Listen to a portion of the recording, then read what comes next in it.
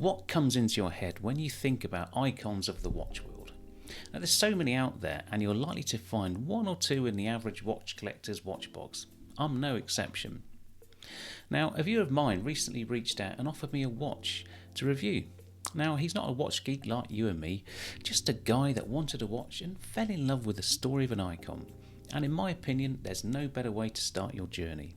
Well, today I have the pleasure of reviewing a true classic from La Grande Maison, Jaeger-lecoultre. I give you the Reverso Classic. I'm Andy and welcome to the English Watch.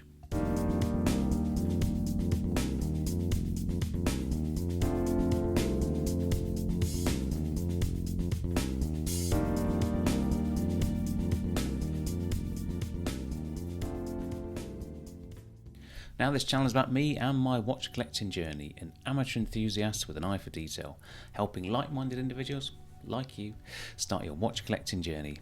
Now, if you like this video, why not give it a thumbs up to help the channel grow and reach that wider audience it so deserves.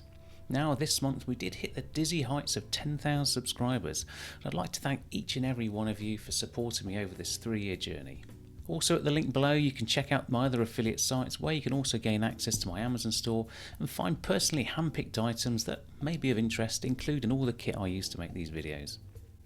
Now, before we get into the review, let's have a quick chat about these icons. Now, I'm not talking about iconic brands, which, in most instances are those that have, the biggest marketing budgets, but, individual watches that have gained iconic status through being either the first, the best, or just, endured the longest in a brand's catalogue due to their notoriety and popularity. And if asked, most of us will refer back to sports watches of the 50s and 60s. Think Rolex Submariner or Omega's Speedmaster Professional, the mighty Moonwatch. It's these icons that initially draw us into the hobby, either by association with a sporting legend or movie star, or some feat of daring do where owning and wearing the watch makes us feel part of something and gives us that warm feeling. Now, this is where the brands and their marketing machines need to work overtime to keep retelling the stories and honouring anniversaries to feats of adventure and ingenuity that would otherwise fade, and with it the relevance of their product. I mean, who needs a watch anyway, let alone one that costs as much as the average family car? Go back past the dawn of the modern sports watch and think of the icons that came out of World War II. Watches like the Omega Seamaster we discussed in my last video, or the IWC Mark series. Great watches born out of necessity of war, where even today technology and medical advancements are typically accelerated by money thrown at conflicts and military campaigns. When after all, where would the Speedmaster be were it not for the space race during the Cold War? But not all things are born of conflict. Go back even further, 100 or so years, and you can see the birth of the first wristwatch and the first true pilot's watch in the Cartier Santos. In 1904, Brazilian aviator Alberto Santos Dumont was frustrated about the practicalities of wearing a pocket watch while flying, and he complained to his friend Louis Cartier. Cartier designed a flat wristwatch with a square bezel and, in true iconic fashion, stays true to form to this day. Now, this watch was popular with Cartier's customers and became the first mass-produced men's wristwatch. Now, Santos Dumont did actually take flight on November 1906 for 21.5 seconds with a Cartier watch on his wrist and became the first person to be filmed in an aeroplane flight. Now, that's how an icon is born. And it's here that we draw parallels to the Reverso, a watch born from necessity, and the gripes of British officers in India who had a habit of smashing their watch crystals while playing polo. Not a problem most of us will ever encounter, but to the polo players of the 20s and 30s, a real nuisance. Now, according to JLC, in 1930, businessman César de Trey was challenged to find a way to protect the glass of a watch for a polo player during the matches.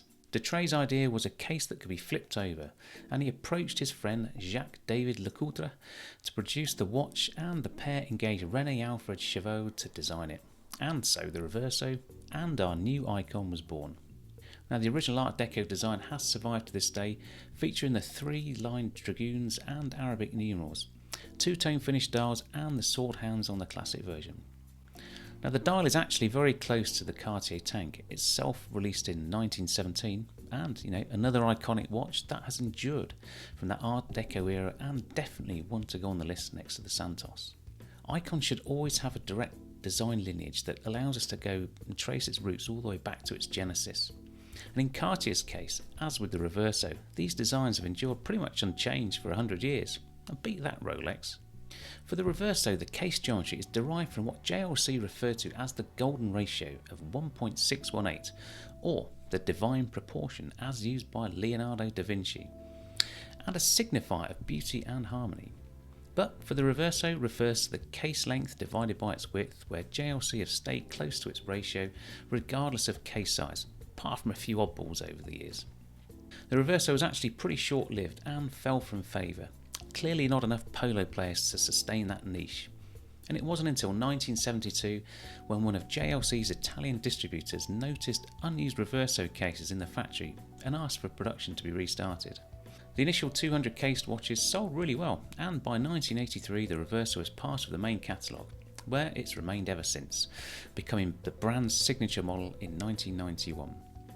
Now, in 1999, we saw Pierce Brosnan in one of my favourite movies, The Thomas Crown Affair, wearing a Reverso, and cementing this as the thinking rich man's choice, where the gaudy gold Rolex sort of lacked the class and finesse that only a gentleman would appreciate.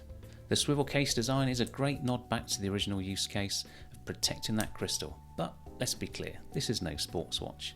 This watch sits squarely in the dress watch category, where there are more suitable watches available for rough and tumble.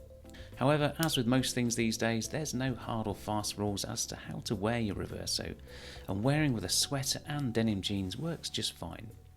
However, if you're hitting the beach or the pool, best stick with watches that have more of an aquatic leaning, like JLC's own Polaris range. That's why the water resistance on watches like these not really relevant, as long as you can survive getting caught in the quick shower rushing between the taxi and the office door, or some serious hand washing. Jaeger-lecoultre's long-standing history of creating exceptional calibers has been established since its founding in 1833.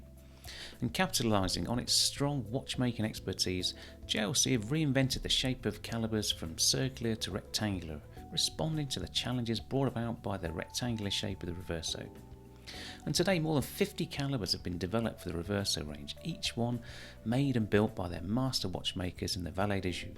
From 1991, JLC has added to the Reverso range, but now settles on 3 pillars in the lineup, using either quartz, manual or automatic winding calibers.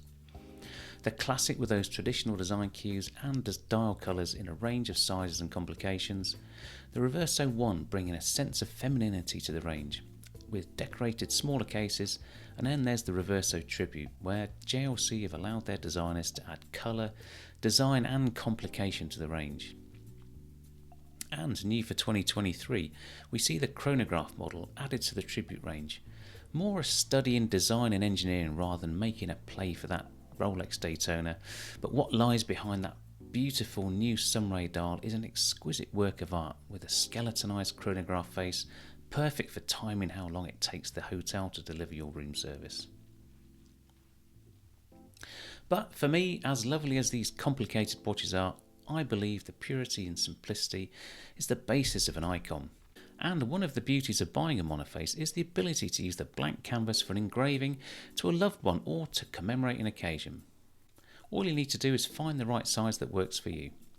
The monoface dial I have here is the simplest and most classic in design and size, with not even a hint of movement other than the gentle ticking of that manual wind caliber 846. Now, unless you stare at the dial for a minute or so, it's difficult to say whether the thing's actually moving or not, which is why JLC still offer a very high quality quartz movement in these watches. Now, size is one of those things you just need to assess for yourself. This 20-year-old example I have here has enjoyed the wrist of its owner many times, as you can see from its amazing patina. It sits between the small and medium sizes of today and measures up at 38 by 23mm with a thickness of 7.3mm. Today the classic range extends from 34mm at the smaller end up to 40mm and then all the way to 47 with the large size, and there's a few in between. Now the Tribute case goes even further to 49.4mm for that duo face calendar. Now, clearly more complications will demand more wrist real estate, but for me I'd say this 38mm classic is a little on the small size for my wrist. Although if you're going for a vintage look or have a smaller wrist, think 34mm Omega Seamaster and you'll get in the picture. But also not forgetting the other icon of the time, that Cartier tank, which even in large size is only 33 by 25mm and considered to be the quintessential dress watch for both men and women, and nobody ever complained that was too small. This particular watch is model reference 250.866. Its owner purchased it around 20 years ago pre-owned, and bearing in mind it's never had a service and the ostrich leather strap is looking a little bit tired, it's achieved a level of patina that makes it look pretty cool. Now the dial is the traditional two-tone silvered grey with the vertical satin finish, Arabic numerals and those blued sword hands that you'd expect from the classic. Now unlike today's lineup, this one has Reverso printed below the centre, where maybe in the past this watch needed a bit more explaining. Flipping the watch head, the inside of the cradle is finished with a circular graining, resembling the refined finishes that are also applied to the manual wine caliber 846 inside. There's no engraving or decoration on the plain case back, just a handy mirror for applying a little bit of lippy on the go should you wish. Now it comes with a highly polished upscale deployant clasp with media blasted inlay and still snaps nicely home and needs a good tug to release. Now looking at Chrono 24, this particular model can be had for around £3,000, where a 45mm tribute small seconds will set you back about twice as much on the used market. Now this particular watch has special meaning to its owner, so is unlikely to be moved on. However, I might recommend he invests in a new strap from a good artisan strap maker. The Reverso, like all JLCs, has crept up in value over the past year, substantially in some cases. Is the 45mm monoface classic good value at nearly £9,000? Well, given the other icons we have mentioned, the Reverso now sits above the price of the Santos, the Speedmaster and the Submariner. So JLC must be confident their brand can sustain this level. And with more JLC boutiques opening and JLC's well-earned reputation, why wouldn't they start to inch towards those horology brands like Breguet, Blancpain and Girard-Perregaux, distancing themselves from those mass-produced sports watches that we all prefer. I've not coveted the Reverso like so many collectors out there, preferring my watches round of shape, hence the introduction of my JLC Master Ultra Thin Moon in my collection as my de facto dress watch. Now I have tried the Reverso Tribute small seconds a few times and in medium size, but there's just something holding me back. Now having lived with this watch for a few weeks, my views are softening. There's a real charm in the form and function of the Reverso that isn't immediately obvious in the few precious minutes that we have when we're browsing that next purchase. And I have recently tried on a large size classic with the 45mm case and have to say I warmed to it more than the colourful tributes had in the past. Now I think the chronograph looks pretty cool, but I do worry about the size. 49.4mm is pretty substantial for a dress piece. Now luckily it's completely out of my price range, so a modest tribute small seconds would make a great addition in the colour of your choice, and this is where the choice of colour and complication are in the range. Having said that, if we go back to the icons of time, it has to be the classic monoface in that large 45.6mm case with the small seconds for a contemporary fit that's about right for my wrist. All the design, feel and heritage of an iconic form, size for today's taste. What more do you need to sit alongside a 40mm Submariner and a 42mm Speedmaster? Now, if you like this video, why not give it a thumbs up? And while you're down there, hit that subscribe button where you'll also find the tip link should you wish to support the channel further. Every little helps. And don't forget to leave your comments on icons or the Reverso itself. Anyway, for now, I'm Andy, this has been The English Watch. Take care, and I'll see you soon. Bye for now.